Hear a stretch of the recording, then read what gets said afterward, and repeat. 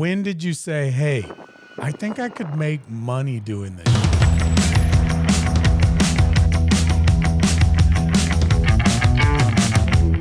We have Marc McDougal with the McDougal Companies. So welcome to beautiful Business Under Fire. Well, thanks. Glad to be here. I'm glad to have you here. And how I linked up with you is our number one podcast fan, Bill Young. Said, man, you need to have Marc McDougal. He'd be great. So Surely you're going to edit the part about your friends with Bill Young. we can edit everything. So I'm joking. I love Bill. Great guy. well, Bill was the first person really that I did any business dealing with in Lubbock. Okay. And so how I met Bill was the old Guardski's loft was for lease. And I got to Lubbock. I was chasing a girl. I had just got divorced, 37. She was 22 or 23. Got into the health science center at Tech, and I had another bar. And so I saw that was for sale, and I looked up the liquor sales on Broadway, and I said, well, shit, if I put a bar here, the worst I'm going to do is $1.2 million a year. So I called the sign and walked up, and it was old Bill Young. And so I ran into Bill Young, and I've been friends with him ever since and Great. done some deals. Do y'all does he do a bunch of real estate stuff with you guys? We've worked with Bill a lot. We've got our own brokerage company, and I'm a broker, so Bill gets mad at me because I don't let him write my own contracts.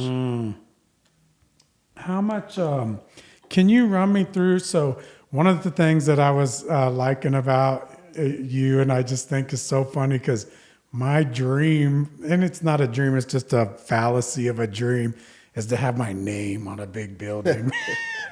And you've got your name on one of the biggest buildings in Lubbock, which is pretty sweet. But run us through the depths and the businesses that you have under McDougal Companies and what y'all do. Well, that's a really good question. I'm not even sure I can answer all those. My dad started the business, mostly apartments. Then he got into development. I came on with him in January of '83, I guess. Mm-hmm. Mostly doing multifamily. Did a little bit of single family.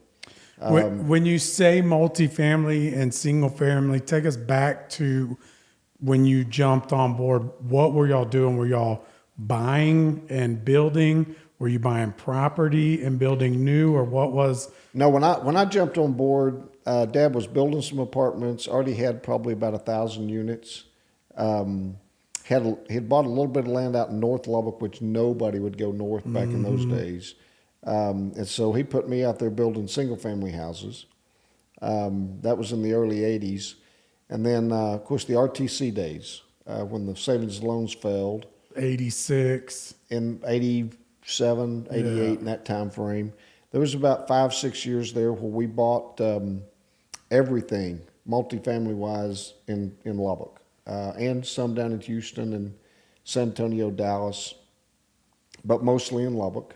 So was the savings and loan crisis a good thing for you guys? It was great for us. Y'all had cash that y'all could just buy? So Dad very quickly got a reputation with the RTC that he would close any deal that he committed to. Mm-hmm. Lubbock I'm not even sure Lubbock was a secondary market back then. Yeah. RTC, there weren't any buyers. And so there might have been 1 or 2 apartment deals that we didn't get here, but I don't remember which ones there were. I think most everything RTC had, they would call us and we'd pick them up. Wow. A few in Amarillo. Ended up with a big one down in Houston because they couldn't get rid of it. And they had 2 here, and they told us we wanted those 2. We had to buy the one in Houston. So ended up down in Houston for a few years in the early 90s.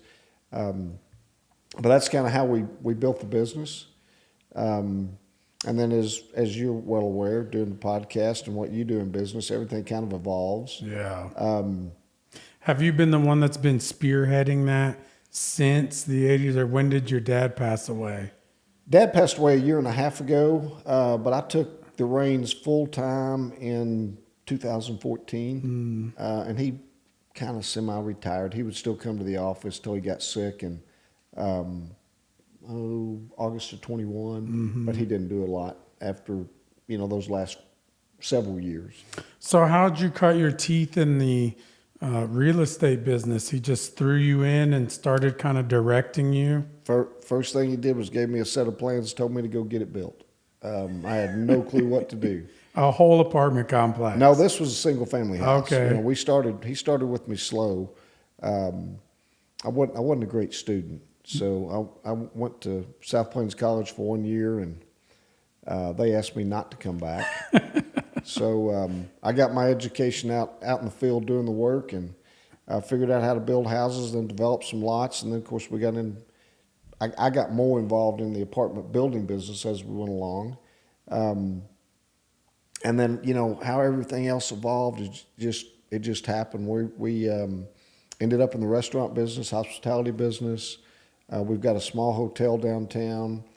Y'all have the Pioneer downtown? We have the Pioneer downtown. Matter of fact, last Friday we celebrated the 100th year anniversary of the Pioneer being built. So that's been a really, really fun project to work on. Is the Pioneer the one with West Table on there? With West Table. So when we got that, we had it for several years. We started renovating it, and you get into old buildings and you find out everything that you're not going to find out till you start tearing stuff out.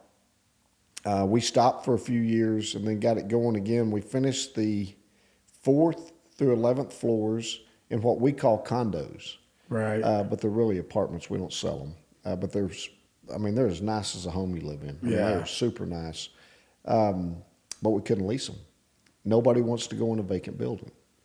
And so had a few opportunities to put a restaurant on the first floor. Wasn't really what we wanted. We're kind of held out to get the right thing. Cameron West showed up, and literally we convinced him, if you build it, they will come. Yeah. And that was at the time. We're going to get to that too, because I've been in Lubbock for 8 years, and I want to talk about the transition of Lubbock. And that was a kind of one of the keys to turning downtown around. Absolutely. And Cameron's a big part of that. The day Cameron opened the West Table, and we had activity on that first floor. Yeah. We leased everything above. Those stay full. The third floor is now what we call a pocket hotel. And we're about to add some more on the second floor. Cameron now has control of all the first floor. He's got the brew pub in there. He had a little coffee shop for a while, but now that's private dining. And they even expand out on,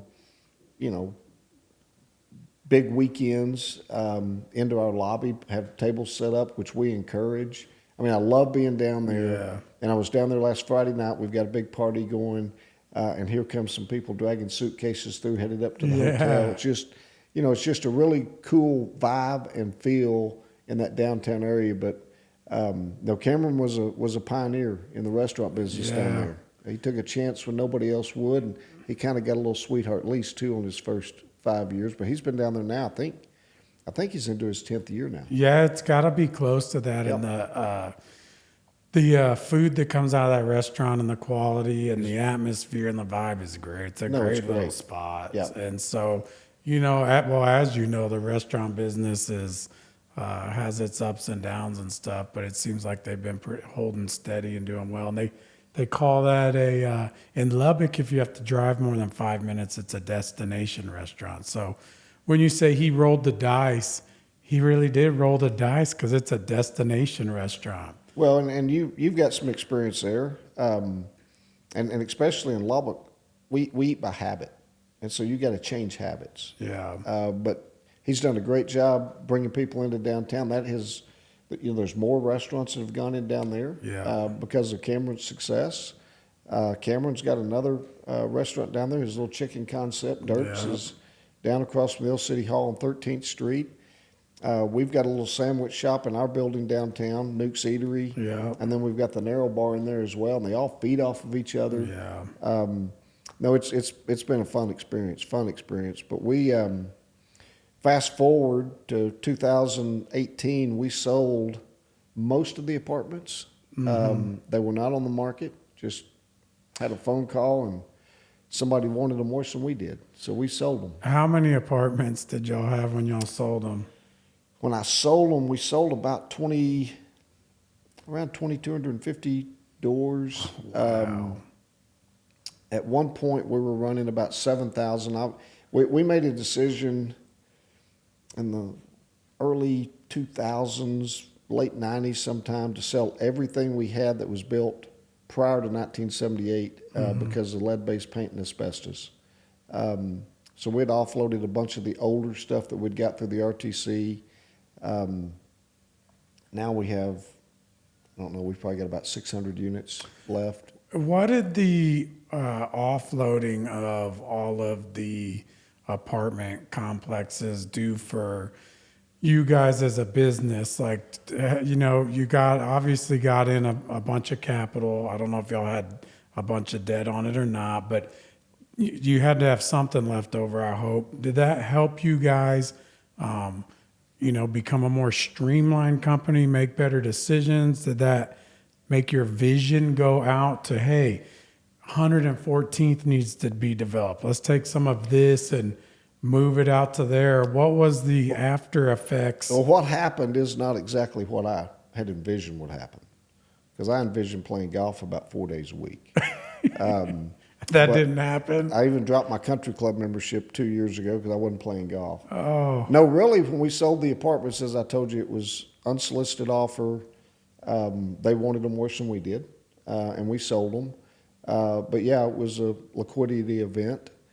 I tried to play golf a little bit and decided that ain't going to work. And so we, got back into development, really almost like from August of 18 to today. What's that been? 7 years? Yeah. Almost like starting a new business over, to be honest. yeah, but that's what I'm wondering. Because our bread and butter forever had been the apartments. And I don't know about cash flow, but had lots of churn. Yeah. With that, you know what that means. So, but we got, we got into the hospitality. That's when I added the Pocket Hotel at Pioneer, and then that went so well, we bought the building across the street, old Millsap, which actually was the first movie theater in Lubbock, and converted that into another 6 doors plus an office upstairs. Who's making? I've heard, only because I've heard Bill. You guys got meetings internally. Who's looking for all of these deals at your company and saying, "Hey, Mark, I think we ought to do this"? My partner's Marc McDougal. My son's involved in the business, Tyler. But we've been around for so long. If and Lubbock still, you can't keep a secret in Lubbock, Texas. Yeah. Bill Young will tell you that. But if there's something that's on the market or an opportunity comes up, I'm not going to tell you that we're out looking for those, but they always find our door. Yeah. If nothing else, just call and see what's going on. And we found out about an opportunity, found out about one that's going to happen around the 1st of August yesterday by accident. We're looking into that deal. Mont and I bought 1,300 acres in North Lubbock that hadn't been developed. We've been working on that since 2019. That's coming along really, really good. I've seen some of that. Is that going to be single family housing? That'll be a complete mixed-use development. We've started with single family. We built, I think we're on our 5th garden office, similar to the building we're in today, out on North Slide Road. We'll have a lot of retail. We'll have apartments out there. There's already been one apartment built, one under contract for another one. We would like to get back into building some apartments, but I guess the guys that are doing it now are a lot smarter than we are. We hadn't figured out with the construction cost and interest rates, and our rents here just haven't moved a lot. Yeah. We hadn't figured out how to make that happen. So we're doing a lot of, land development. We've into about our 3rd or 4th garden office development. We did one just up the street here in Milwaukee. We've got 3 more going out in North Lubbock now.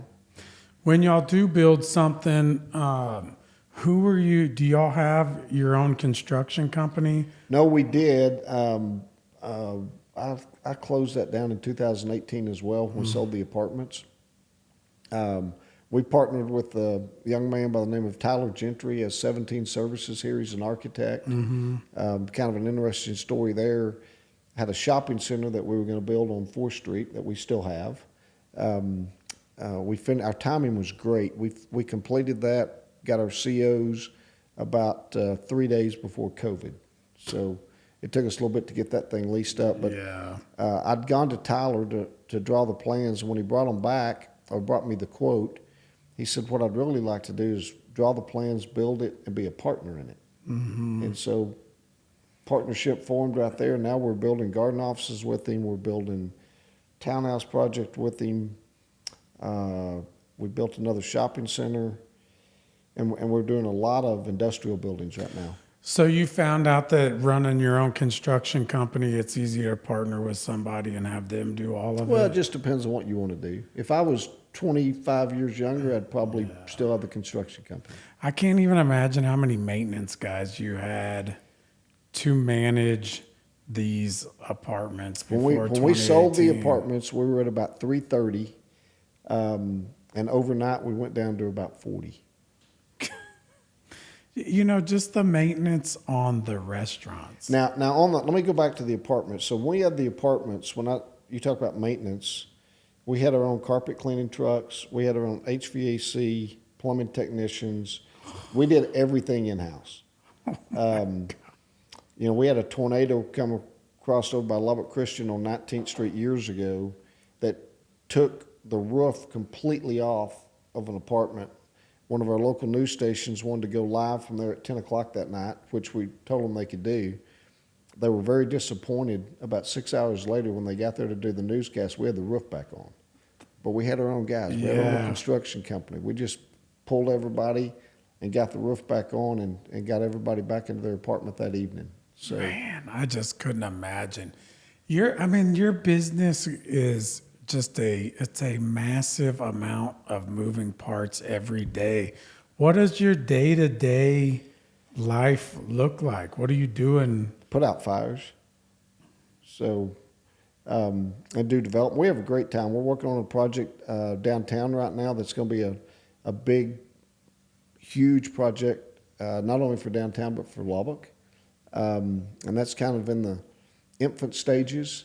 We've got some guys in today from the Dallas area that I'll be with. I've been with them all day today. The rest of the day after I leave here, and through Friday, working on that project. And we just have different projects we work on day to day. And we've got great people that run day to day in each of the properties that we own. So. It's a people business just like anything else. And restaurants, really, I've found out it's no different. Yeah. It's all about the people. We've got Las Brisas Steakhouse. Yeah. Fine dining, really nice place. But I don't care what you do out in the dining room or on the patio. You can have the greatest people out there in the world. Yeah. If the food coming out of the kitchen isn't right, it doesn't matter. It all starts in that kitchen. How long ago did you decide that you were going to get into the restaurant business? And was Las Brisas the first one? No, I actually didn't make that decision. We had made a loan back sometime around 2018, and that didn't work out so well. And So you made a loan to a... We partnered into a restaurant deal. Yeah. And made a loan on some other ones, and then ended up having to take all that back. So overnight, I ended up with about 7 or 8 restaurants. Yeah. And I'm a real estate guy, and I had nobody to run them. Yeah.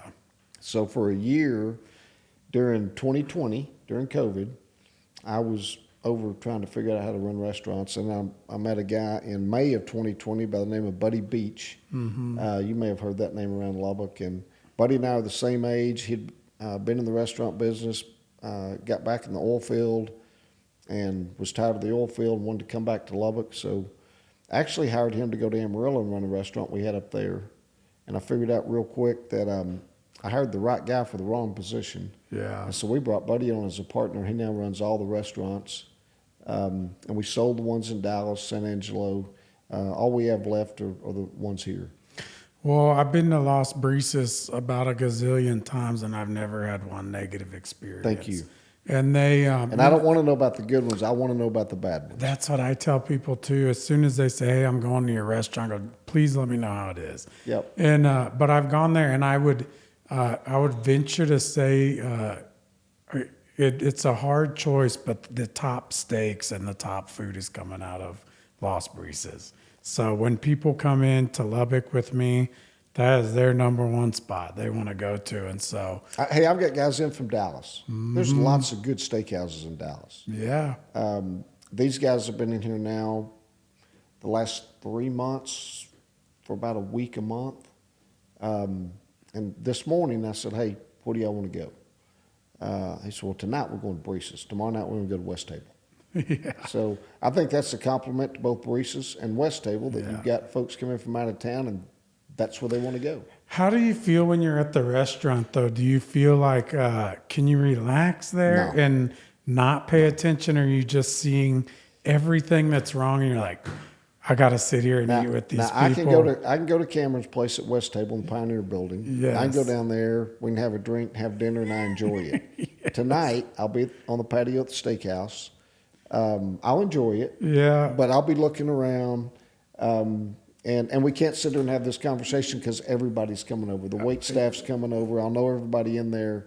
You know, it's just hard to relax and have a good evening. I've had If I'm going to do that, I go to the dining room. Yeah. Because in the dining room, it's a little more quiet. People won't bother you as much. And not that that bothers me, but you just can't sit there and have You can't. And that's one of the things that down in Port Aransas, or any restaurant that I have, like if I'm going to go enjoy it, I've got to go hide in the corner. Yep. And I have to completely shut off, like whatever's happening in the restaurant, don't bother me. But you can't do it. I can't. It is.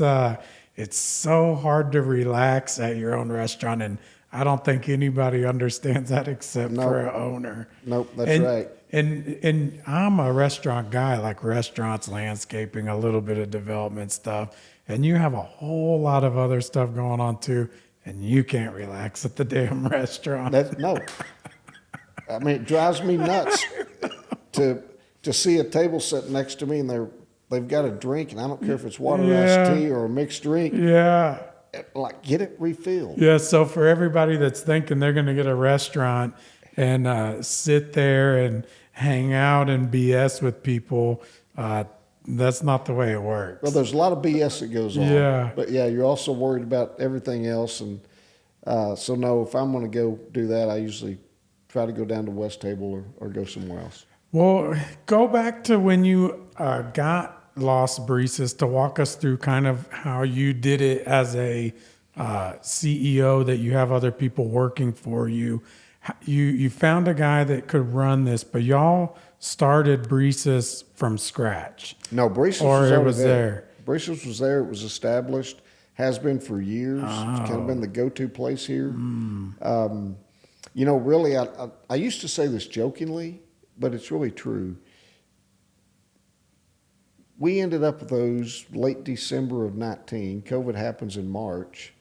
And I really think COVID saved me in the restaurant business, because it forced me to get in, figure out what was going on in the kitchen, figure out food costs and labor costs, which I had no clue about any of that stuff. I could tell you exactly what it costs per door to run an apartment complex. But, you know, as you know, labor will kill you. And if you're not heartbeat. And if you've got high dollar wine, it walks out the back door. You know, so inventory systems and I was getting pretty close to having everything figured out when Buddy came in, and we had a restaurant about to open in Amarillo. We were 90 days or so away. Went ahead and hired him, said, hey, get over here and, you know, learn our systems. And about 30 days later, I'm like, I need him to stay here and run everything. Yeah. And that's worked out great. So he's a partner now. And, you know, I've really enjoyed the food business and the restaurant and hospitality. And it's been, different than what I grew up doing. Yeah. But it's been a lot of fun. Do you have any plans for any more restaurant stuff, or you just had enough of it? I've learned a long time ago not to say never. Yeah. Because every time I do, something comes up. We had a flood over at Table 82 almost 2 years ago. We got in a lawsuit with insurance. We settled that about 2 months ago, maybe. We still on the hook for the lease, but we're not intending on opening that back up. But having said that, I had a meeting over the weekend with the restaurant guy. Yeah. And he asked about partnering. I'm like, no, I'm not going to do that. And I said, well, wait a minute. I've got 2 years left on that lease that I got to pay the rent anyway. Yeah. So he's bringing me a concept to look at to maybe be a minority partner in a deal. But, you never know. You got into the restaurant business on accident, and I kind of got into the restaurant business on accident. I think everybody did. Well, I think some people love it, but they're the ones that are the creators with their food, and they just Right. have such a passion for what they're doing. I'm buddies with the guys that own the Burnt Bean in Seguin. Okay. They won #1 barbecue in Texas monthly magazine, which is like winning best in the world. And these guys they're celebrities. So, but those guys, you talk about just insanely crazy about their craft. They're mentally ill on the focus that they put into that food. Yep. But you can tell. And we had Ernest on the podcast the other day, and I talked to him a couple times a week. But, he is a lot of the entrepreneur guys, they're never satisfied. I mean, you have a nice building. Some people be happy with one restaurant. And so Ernest, when you said, well, you just won best barbecue place in the world, what are you going to do? He's like, we're going to step it up. And, Have to. And to That hear has to be the that- mindset. Yes. But that's what it takes to win in business and to win in the restaurants and in anything you do. It takes an insane person to be the best pitcher in baseball or the best quarterback. And so it's neat to see that, but It really doesn't matter what you do. You used a sports analogy. You get out of it what you put into it. Yeah. And, if you're going to sit at home all day on the couch and think you're counting money, those days are going to come to an end. You got to be out there, be on top of it, be creative. Matter of fact, we're kind of redecorating, putting new art in over at Breesus now. Yeah. Thank you. Not that we had to. Yeah. It just needed a new look. A It's little facelift. Been there for a long time. Just do me a favor and don't get rid of the mints at the front door. So that's funny. So the mints at the front door now I don't like. I love the ones we had 6 months ago. Yeah. They quit making them. The chocolate covered ones? The ones we have now, the chocolate covered ones. Oh. Yeah. Well, they had some. I read something in a. You wouldn't believe how many of those we go through. Maybe you would. Well, I know I leave with more than 2. Well, I just left over there checking on what they were doing today with some new decorations, and I walked out with a handful and put them in my car. Yeah. So Well, they're good. when we get done, I'll give you a couple. I'll take them. You guys also have throughout your years with development, and this is before I even knew your name or anything, but you guys did the largest single family or multi-use development. It was worded largestly privately funded development in the United States. Yeah, it's the largest private urban renewal project in America. At the time, I'm sure it probably still is. It's 320 acres. As a family, that was my dad's project. He started that in July of 1999. We seriously talked about having committed somewhere because we thought he was insane. And I wanted to ask about that. Who said or thought did he just say, I'm going to develop this square? I'll tell you the whole story. So Texas Tech, the city of Lubbock, sometime in the late 80s, under Mayor Peck McMahon, started a project to redo Overton. So North Overton had become a ghetto.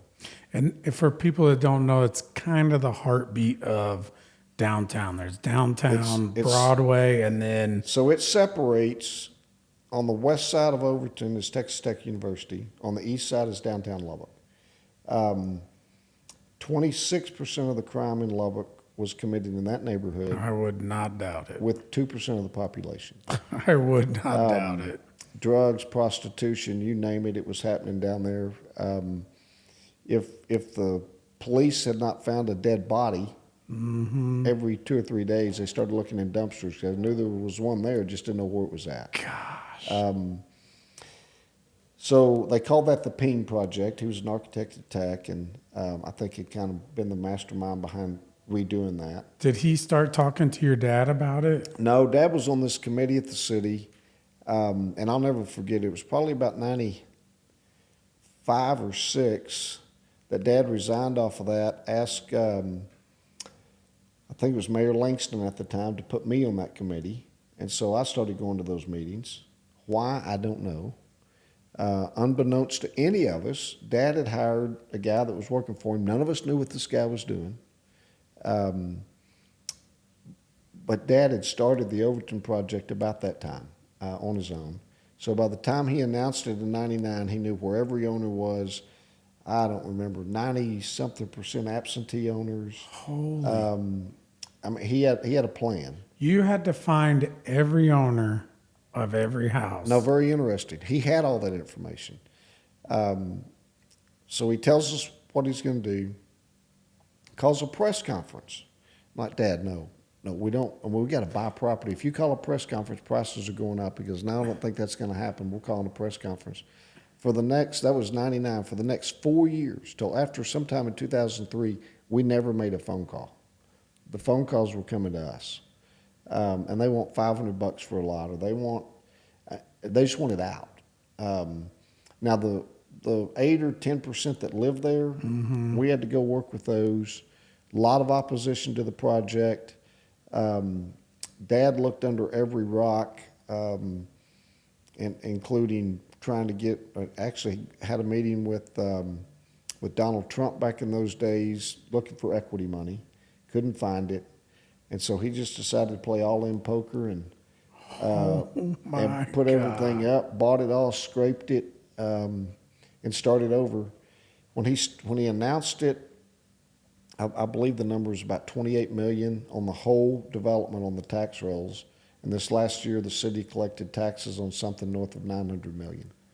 But you talk about a guy this has been a common theme with guys that have been successful on business under fire. Your dad went shopping. First, he was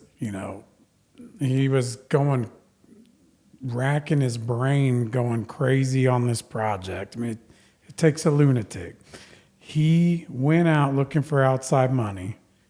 Nobody wanted it. And he said, I'm all in. Doing it myself. But that's again. He got a $50 million line of credit. We would go through that early. We were going through that fast. I don't know, and I probably don't want to know how many times we went through that. Yeah. But we did. We got all that paid off in around 17 or so, and a great project. It wasn't what everybody may think that it. We made billions of dollars on it. We made some money on it, but it wasn't what people would think. Probably wasn't a great investment, but it's something that needed to happen in Lubbock. Mm-hmm. I can tell you this without any reservations, and Kent Hance would be a great one for you to get on your podcast sometime if you know Kent. Kent was chancellor, or took over as chancellor. The chancellor that was there prior to him was trying to go from 25,000 down to around 20 for tech. Kent comes in and has a vision to go to 40,000. Yeah. Without that vision, I don't know what happens in Overton. But now you've got almost over 9,000 student housing beds down there. Tech's not able to grow to 40,000 without it. Yeah. And, of course, now they're about 42, 43, wanting to get to 50. Well, where do you put the students? There's nowhere to put them around the university. No, there's not. And That has been a nice thing about Texas Tech and Lubbock is the Texas Tech wanting to grow. I tell everybody that Texas Tech does our marketing for us, and that's helped you guys a ton in the development business. It's helped everybody. Yeah. Texas Tech is the heartbeat of what we do out here, and not just Lubbock, all of West Texas. It sure is. And on my standpoint, I live in New Braunfels most of the time. I did live in Lubbock for a long time, but if you have anything that you need done with medical stuff, you need a university for anything, the place to come is Lubbock. Well, University Medical Center is under construction with what will be one of a handful of cancer centers in America. Yeah. I mean, it is going to be really, really nice. Our speaker, Dustin Burrows, and our legislature just brought $50 million to that facility for staffing. Man. 25 now, 25 next session. But yeah, medically, I mean, you can get as good a medical care in Lubbock, Texas as you can anywhere.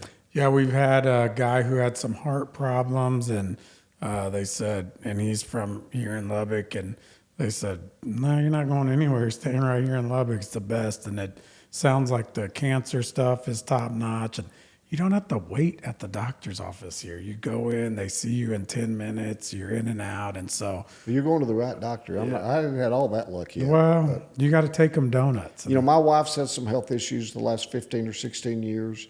And we've been all over the country looking for help.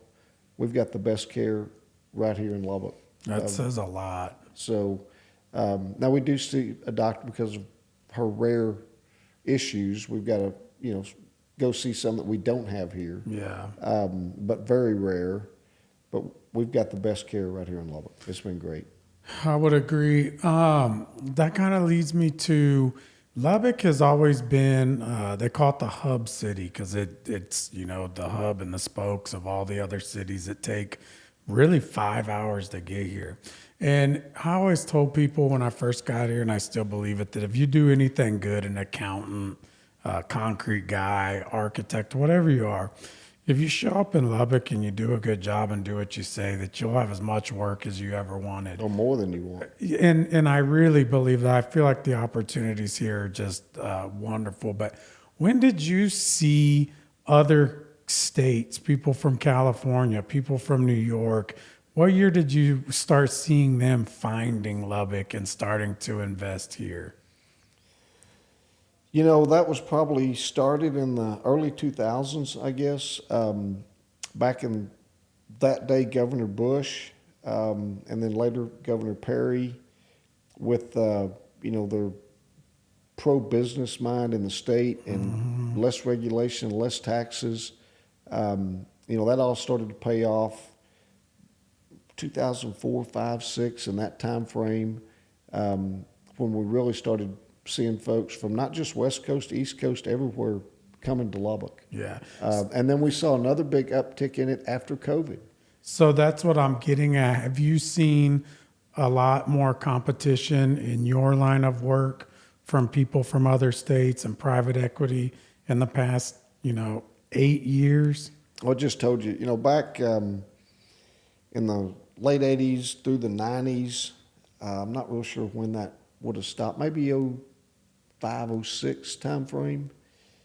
All the apartments and what we did were owned by folks in Lubbock. Yeah. There's not a lot of local ownership here now, but the private equity, the student housing guys, the big boys, if you will, they all heard about Lubbock, got out here, and here they go. Yeah. Overton may be a part of that reason. We built 2 complexes there. Everything else was built by the guys that have built tens of thousands of units at universities across the country. And now you're seeing that with a lot of the equity money that's coming in. Like I said earlier, we hadn't been smart enough to figure out how to build one with construction cost and rents. I wonder. But they have, because they've got more equity money to come in, and they're buying those loans way down. What would you say to somebody that's thinking about getting into real estate that doesn't want to just be a realtor, that wants to get into development, a 25, 27, 30-year-old guy, where would somebody like that even start? Well, one, you got to have a work ethic, and you've got to be all in. You can't do this part time. And you do have to be able to go a little bit without a paycheck because you eat what you kill. Yeah. But you start small. You start with a little duplex or quadruplex, or it could be a small office building downtown that you office out of, or something like we're sitting in here today, where maybe you buy something like this and rent out offices. You just start small and stay after it, stay on top of it, and just start expanding as opportunities come. You make money in real estate, or probably anything, but I can tell you in real estate, you make money in real estate when you buy, not when you sell. I've heard that so many times, and I love it. And that's just, It's true. It's like a golden rule.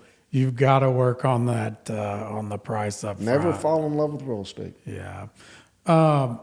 Is a duplex, do y'all guys lend anymore on stuff like that, or is that all the banks? Yeah, we're not. Yeah. We're not. It's all the banks. Now, we've got part of our brokerage company. We manage, I don't know, 300 single-family houses for individual owners. That's crazy, the depth of your business. I was looking at it yesterday, and it's like, or last night, I'm going, well, that's a lot of stuff. Just that one single line item on property management of single-family homes takes an army. Well, Carrie Broadus does that for us. She does a great job. She's got some folks underneath her. I mentioned earlier, we've got great people. Yeah. And that's where it starts. If you get good people, you better figure out a way to keep them. Yeah, it sounds like the key to success is great people. Buying real estate, you make money when you buy it. So those are already a couple good points you've made that people need to pay attention to. What? But anybody that's going to get in, back to what you asked earlier, you're not going to step in today and own 1,000 units tomorrow, or own $10 million in commercial real estate. You just got to start small. A lot of times you got to be the maintenance guy, the leasing agent. You got to do it all yourself and get started. That's how Dad did that. My mom and Dad did that when they started. I know growing up, as long as I can remember, after dinner every night we went down. Dad had a couple of small apartments in Overton, the ones we tore down years later, and we mowed the yards, cleaned the toilets, painted the apartments. Mom leased them, but that's how you got to get started. I feel like the mentality today of people with the internet and stuff, they're like, I'm not going to mow the grass. I'm not going to clean the toilet. That's not real. You buy it, you own it. Other people do it. And the reality is just what you said. That's what it takes. You've got to mow the grass. You've got to clean the toilet. That's right. Mom has to lease. Mom has to collect money. Like you can't pay for all these people up front. And that's one of the fallacies of what I feel like people believe right now. Saturdays for me growing up was make-ready day. Painting apartments, putting down, back in those days, linoleum. Most people don't even know what that is now. Yeah. Installing, doing it all. Yeah. What, Lubbock downtown, I guess you've obviously had a major part in the development of Lubbock downtown. Has that, how do you feel about how it's gone and the time that it's taken and what's going on down there? Well, you're asking the wrong guy. When we sold the apartments in 2018, probably 60% of what we have done is downtown, continue to do. We've completely taken the old Wells Fargo building, we call it 1500 Broadway now, completely upgraded it. That is as Class A and office buildings you're going to find out this way. Great tenants in there. We've taken that occupancy from about 45 or 50% up to over 90. Very little space left available there. Pioneer Building. We've got some other projects that we're working on downtown. We've owned we own 100% of the land to the north of the Civic Center, and probably about 80 on the east side. That's all been strategic, and a lot of that stuff's sitting vacant. But projects that we've got on the books. You can't do them all at one time. Projects in the pipeline, yeah, you gotta be able to pay for them somehow.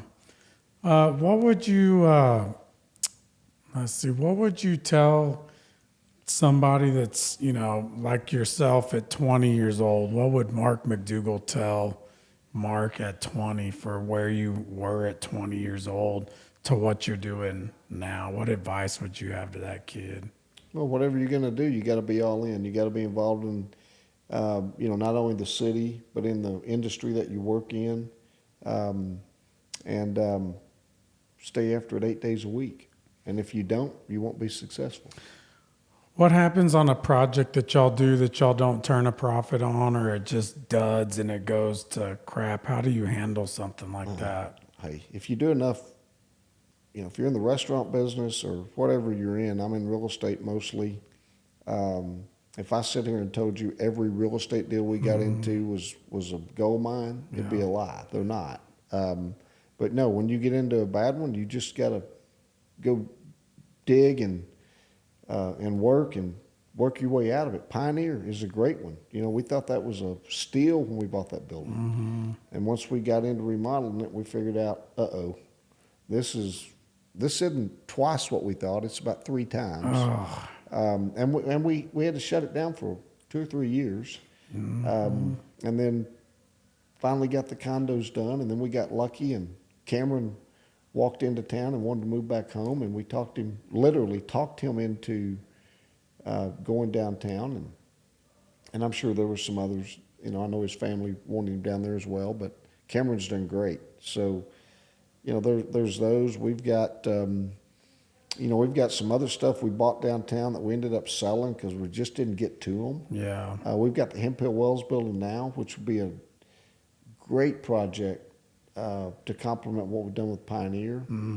We've got a plan for that, but it's sitting vacant right now, just waiting on the right timing, and the capital will make it happen. Yeah, but what you're explaining in the past 3 minutes is, everybody wants shit right now, and you're the guy that has, capital to do large projects, but even you have stuff shelved. Even you get into stuff and start working on it and go, hey guys, pump the brakes, time out. We've got to relax on this. And that's the reason I'm doing this podcast, just to hear stuff like that out of people like you's mouth, because people just don't believe it. They think you're handed a golden freaking egg and you're a human. You put your pants on the same way we do. You have the same problems, the same. And so my whole day has been made just with your statement, because I've got projects sitting there, and I haven't given up on them, but we've got to just relax. And, there's good times and bad times. We have great seasons in the restaurant business, in the real estate business, and then we have other seasons that aren't so great. Nope. And we've got to sit there and adapt. It's a living, breathing thing.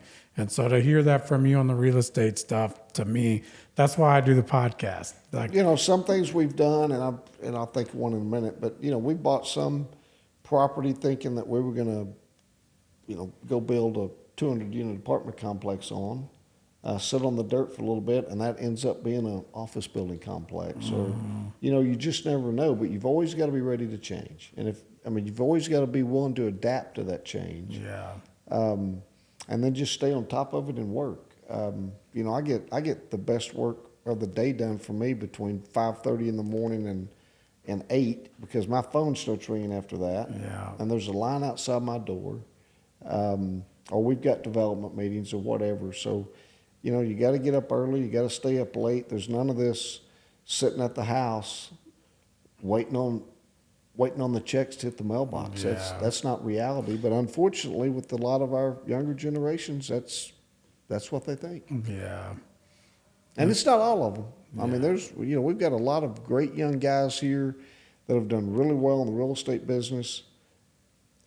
I'd be shocked if they didn't tell you the same thing I've told you. You got to get up and go make it happen. Well, that's one of the things too that I learned coming to Lubbock and Texas Tech and working with students that are 18 through 24. It's like people have a preconceived notion that this age of folks does not work hard. Well, I will put my team at McDougals and Beer House against any team. I agree. And they will outwork anybody. And so when people tell me that they don't, I'm like, no, they do. And they perform. But it's just like any age group of people. You've got the doers and you've got the watchers, and the people that don't want to do anything. So, Yeah, and the people that'll tell you, well, it was just all handed to you. yeah. And you're the guy that works 80 hours a week and you said it wasn't handed to me. Like, you got a nice business, but if you would have stopped, it would have just. Hey, I had, no question, I had some doors open for me without any question. But it's what you do when you get through that door. Yeah. Yeah, that helps. So are y'all guys, is your company doing business in several other cities in Texas, or do y'all focus on Lubbock? No, not really. Focused on Lubbock now. We've see what do we have outside? I don't count Levelland. I count. We've got a little apartment over there. We had an opportunity to. We did do some stuff in Irving for a while. That's been about 15 years ago. Recently, we had an opportunity to go up to North Texas and do some stuff at Denton. They've got a really cool project they want to do similar to Overton. Mont and I went and looked at that. We'll do a little bit of consulting outside. That's another business that we started in the last couple of years. Real estate consulting? Or political consulting, which kind of all ties in together. But, I'm 61 and I've spent 5 nights a week in hotel rooms, and I've decided I'm not doing that anymore. Yeah. There's plenty to do here in Lubbock, and so we're pretty focused here. You say Now, I'm not going to say that we wouldn't go to Abilene. Yeah. There's other opportunities down in Stephenville with the growing university there and the A&M system. Like I mentioned, Wichita Falls. But there's more projects to do in Lubbock than I can get to. Yeah. As I said, we've got some vacant buildings downtown sitting there. Yeah. That we're gonna stay focused here. You say that real estate consulting and political consulting is about the same thing, which popped into my brain. My favorite thing to say about the city is they're the business partner you never wanted. That's exactly. That's the reason I said that. Exactly. They and I don't know where I came up with that about 6 or 8 months ago. And I'm sure you've done everything you could and couldn't do here, but does the city, and we can say not Lubbock, we'll just say the city, does the city ever do anybody any favors? Is anything ever easy with them? I think we've got a very pro-growth city here in Lubbock. But we mentioned earlier you've got a lot of outside investment coming in. But you've got to know how to get through planning and zoning. You got to know how to get through the city council. And if you don't do that right, you can mess it up before it even gets started. And we've had a few of those. But most of them, if they come in, if it's a difficult project, they find our office pretty quick. Yeah. And I don't know if I should say this or not, but so far we're batting 1,000 on the projects that we've taken on. Now, there's been some of them I'm not taking your money. Yeah. If it's a project we don't believe we can do, we'll tell you. There's a 90% probability we'll get this done. Here's what it's going to cost. And most of our contracts that we do on the consulting side, what we call winner take all. If we get it done, we get paid. If we don't get paid. Well, but with regards to the city, like it doesn't matter what city you're in, Lubbock, New Braunfels, Seguin, you have to politic with those guys. Part of real estate is building, and I've never. Well, I would say, and we've done projects in a lot of different cities, without naming them, because I don't want to hurt anybody's feelings outside of Lubbock. I think we're very blessed here that for a lot of years, we've had pro-growth councils and leadership within the city. But we've worked in a couple in the Metroplex where that's not the case. Yeah. They don't want the growth. And, man, when you get that, you're right. The partner you never wanted, they're the partner you never wanted because they can make life miserable on you. and the requirements they put in place. But I will tell you, we're very fortunate here that to this point we've not had that. Yeah. They come up with, I'm just talking about one of the challenges for people building, but it seems like the city comes up with stuff out of thin air, requirements they would need. And my experience with Lubbock has actually been good. We built a few projects and they've actually been pretty good. So it's still a challenge. Well, they're going to, and I would say this if they were all sitting in here, they're going to ask for everything. Yeah. But that doesn't mean that's the way it has to be. So, yeah. And I've been in cities where you're going to do this. We had one in the Metroplex. It was Irving. We had an apartment on the new DART system as the DART system was being done. That's been 15 years ago, 12, 15 years ago. We had drawn plans. We had everything in for permit. And thank goodness they didn't permit it because we had the money all ready to go, equity, bank financing lined up. That would have been a complete disaster had we started that. But thank goodness they never would get us a permit. And I finally got tired of waiting and we yanked it. And that dirt is still sitting there. That would have now, been we sold it, but the guys that bought it are still sitting on it. And that's been over a dozen years ago. That would have been an expensive. And that's 100% on the city. 100%. Well, they're fun to deal with, and people will learn that. You were mayor of Lubbock for a little while. I was. Is that a 4-year term? 2 year. 2 year. I served on the city council from 98 to 02, and then I jumped completely off the cliff and ran for mayor in 02. And then I left in, actually, I made, depends on who you talk to. Bill Young will tell you I made a lot of mistakes. Yeah. Bill knows everything. But the big one I made, I got reelected in 04, and I believe it was about August of 04. I was doing an interview with one of the local stations and unintentionally announced I was not running for reelection. I said I was going to run for 2 terms. I'm in my 2nd term. I'm not running again. And as soon as I said it, I'm like, uh-oh. I just became a lame duck 18-month mayor. Shit. So, and yeah, that turned into a show. But there were 2 pretty high-profile members of the community decided to run for it. So it was an 18-month, very expensive battle to run for mayor, and it's hard to get stuff done. And one of them was on the council, so he didn't want anything on the agenda. Oh. We got a lot done, and we secured a 100-year water plan while I was up there. Developed Milwaukee. You wouldn't be sitting here right now, but we did Milwaukee when I was there. The first thoroughfare that Lubbock had ever done ahead of development, and I think that worked out pretty well. Well, yeah, Milwaukee's a great street, and it's wild the development that Lubbock has done. It just keeps going out and out and out. What else did you learn from being mayor for all those years? I really enjoyed it. I'm not doing it again. I think I talked earlier about whatever you're going to do, you need to support the industry you're in and the community. I chose to do that through public service. You learn the ins and outs of how City Hall works. And that's been a huge benefit to me the last 25 years, or almost 20 since I left City Hall. The names have changed. I'm not sure I know there's, my assistant is still up there. But other than that, there may be 3 or 4 people left from when I was there. But nothing. The names change, the faces change, but the system doesn't. And but like I said, we've been very fortunate with pro-growth city managers, city councils.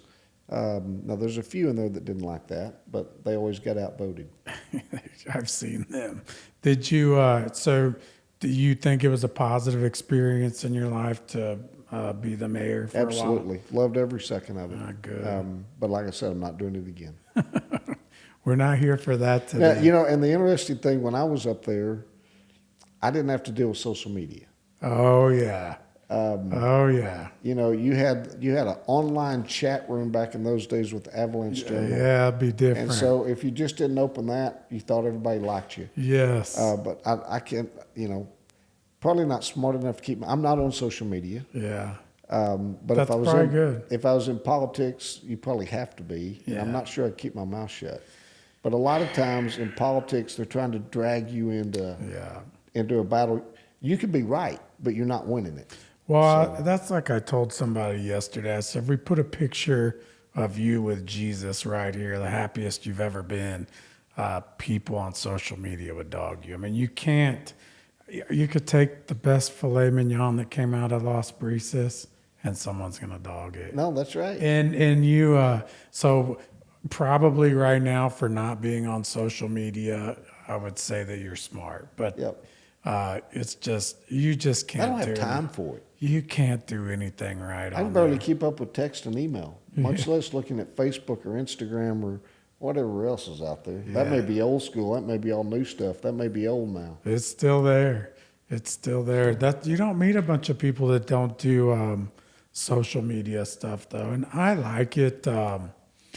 But I do find myself ready to type, and I go, I'm not even gonna mess with that. Or, people that'll talk about the food at your restaurant, because you will. If you look on the reviews, which I haven't looked at yours, I try not to even look at mine anymore. They will dog the most perfect thing, and I do not look at them. I do get I'm still old school. I get a printed copy of every bad review that we get at the restaurants, and every one of those are addressed. Well, that's good. Hats off to you. And a lot of times this is sad to say, but it's true. There are a lot of them that are legit, and we need to fix it. Yeah. But a lot of times it's people wanting a gift card. Yeah, we had a guy bash us because we were out of ketchup. We get 2 deliveries a week at a restaurant that holds less storage than this room. And we ran out of ketchup, which was the first time in 3 years. And she was just hot. I'm like, they steal it. They take it. It's just. Some people you can't make happy. Yeah, not at all. So, well, you still have to try. Customer's always right. Yeah. Remember that. I do try. I definitely try. I have the managers try. We really try to deliver. Hospitality means to host, right? That's right. You're hosting guests at your house. And so we want the plants to look good, the property to look nice. We want the customer service these days. This is so sad how low the bar for customer service is now. It's so low that when you walk into a restaurant and someone acknowledges you and says, "Hey, sir, how are you? How's your day? What do you have planned?" That 10 seconds is excellent customer service, which is the bar is just so low. So we expect them to acknowledge the customers. We expect them to ask how their day is. What do you have planned? And just try to be a little bit different. I've been saying that down on Broadway, when I got down here first, how a bartender acknowledges you is with the nod of their chin. Yep.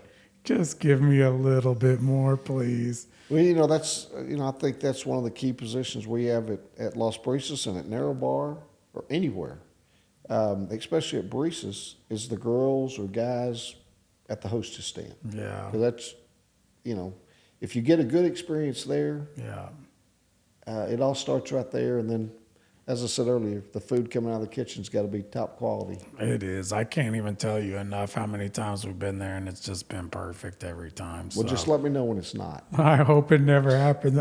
I've been to this Chinese food restaurant in San Antonio at least 500 times. 2 times, something tasted a little bit different. I was not going to complain those 2 times. And I've been to Brisas a ton, and it's just been consistent. And I know how hard it is to keep the damn kitchen together. Oh. I mean, those guys are, you're dealing with, I dealt with lawn and landscape guys for 20 years. And the kitchen guys are a step above that. And so to keep them and manage them, and, some of them are great and they stay there and they're wonderful people, but it is just a challenge with staffing a kitchen. You get a night like we had last night at the steakhouse where we got slammed and it wasn't on the books. Yeah. Just a lot of walk-ins. Oh, yeah. it's organized chaos in that kitchen. And I don't know how else to say it. Yeah, it is. But they all know what their role is. We're very fortunate at Las Brisas that most of our folks have been there for a long time. Yeah. They all know what to do. At least they act like they like what they're doing. Yeah. And they just, they're always smiling back there. Yeah. It is when you have a well-run kitchen, it's controlled chaos, but to see the magic that comes out of there Exactly. when it is busy is something else. And we look at ticket times when it's packed and busy, and I'm going there going, guys, you dudes are on fire right now. And Buddy would shoot me for saying this, but he'll stand over there when we're really busy, and he's watching ticket times. Yeah, me too. But somebody's got to watch that. Yeah. And it drives me nuts. I'm like, Buddy, it is what it is. We're covered up. They're getting it out of here. 40 minutes But max. he's over there looking, and yeah. I guarantee it's not going 40. Well, If it is, somebody's getting yelled at. Well, 40 minutes when we have a 2-hour wait, I'll take. Well, that's true. But and that's down in Port Aransas. But if your hostess, the experience starts out good, you've got good wait staff, the drinks are coming. You may not notice it took an hour to get your meal. Not if those drinks are getting there quick. Now, if you're at McDonald's and it takes 45 minutes to get your hamburger, you've probably already left. Yeah. And that's the other thing in Lubbock, and that may be true everywhere. You don't have to have too many bad experiences at a restaurant. They don't come back. Yeah, that's for sure. And usually that's one or two. Yeah, I agree with that. So what do you guys have on the horizon for your companies? Do you have new stuff in each division, or is there any big things that you guys are looking forward to right now? I'm looking forward to getting North Lubbock developed in the 1,300 acres. That's still kind of, as I said earlier, still kind of a young development. How long of a time frame is that? I think we're 5 to 7, and we'll be substantially out of it. Cool. So, but we're off to a good start. We've got 3. We got 1 volume builder that's already out there. We've got 2 more that'll be here within the next 12 months. And rooftops will bring the retail and restaurants and as you know, in development, the money's in the commercial corners and not in the residential lots. But you got to have that before you get to the other. Yeah. Most of the time, Overton was different. Commercial came first in Overton, but you also had a captive audience right across the street. I wish people could see what Overton was, because it's just a massive development. Do y'all still own any of that land in Overton, or y'all sold it all? I've got one little 40,000 square foot tract. Little 40,000. Well, when you're talking about when you're talking about less than an acre out of 320, but we've kept that. We do have a plan to put some more student housing on it when timing's right. It's not on the market. I've had some developers come in and want to buy it. I'm like, no, that's one we're gonna do at some point. And but that's it. Everything else we've sold and got rid of the bank debt several years ago. And with the apartment sale? No, Overton took care of itself. Oh, good. It took 18 years to finally get all the debt paid off, roughly. I think that's right. I think we paid that off in 17, but and then and we did, I don't know how many projects we did. We did 2 condo developments. We did townhouse development down there. We did 2 apartment complexes, and then we did a little bit of the retail early on. It's just a neat thing. Well, I appreciate you coming in and sharing your time with me. This has been, one of my favorite things. Another reason this podcast has happened is because ever since I was a kid, I like to ask people, well, what do you do? How do you do it?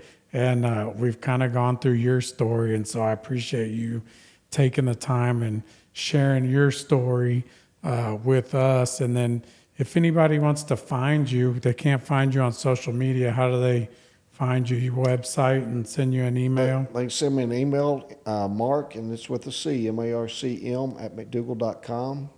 Call the office, 806-793-0703, and you'll find me. And find you, and you'd call Bill Young, and they'll give you my cell phone number. Well, he gets 3% for that.